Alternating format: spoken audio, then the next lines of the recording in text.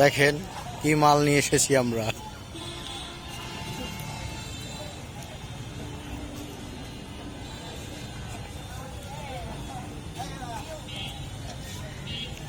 সমাপ্তি হয়ে গেল।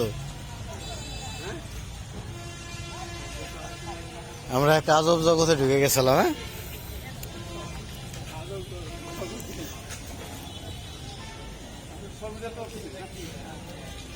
শেষ শেষ।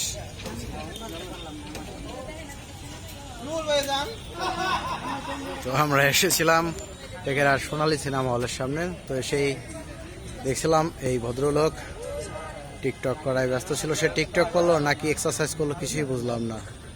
যদি আপনারা কেউ বুঝে থাকেন অবশ্যই কমেন্ট করে আমাদের জানাবেন। তো বন্ধুরা আবার শুরু করছে সেই এক্সারসাইজ টিকটক, যেটা দেখার জন্য অনেক দর্শক অপেক্ষা করতেছে। আপনাদের কিছুক্ষণ পর দেখাচ্ছি। দর্শকদের আগে অভিনয় দেখুন। উনি দ্বিতীয় কাবিলা হতে চেয়েছিল কিন্তু সময়ের ব্যবধানে হয়ে ওঠা হয়নি। দেখুন ক্যামেরাম্যানের অবস্থা, কতগুলো ক্যামেরাম্যান একসাথে দাঁড়িয়ে।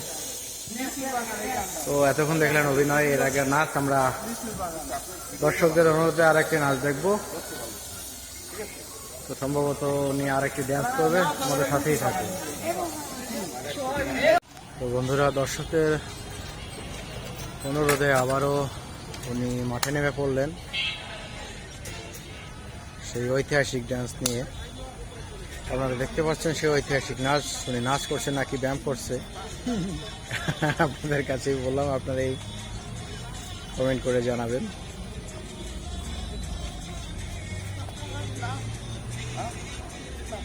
আমরা এই মালটাকে দেখতে পেয়েছি টেকেরার সোনালী সিনেমা হলের সামনে।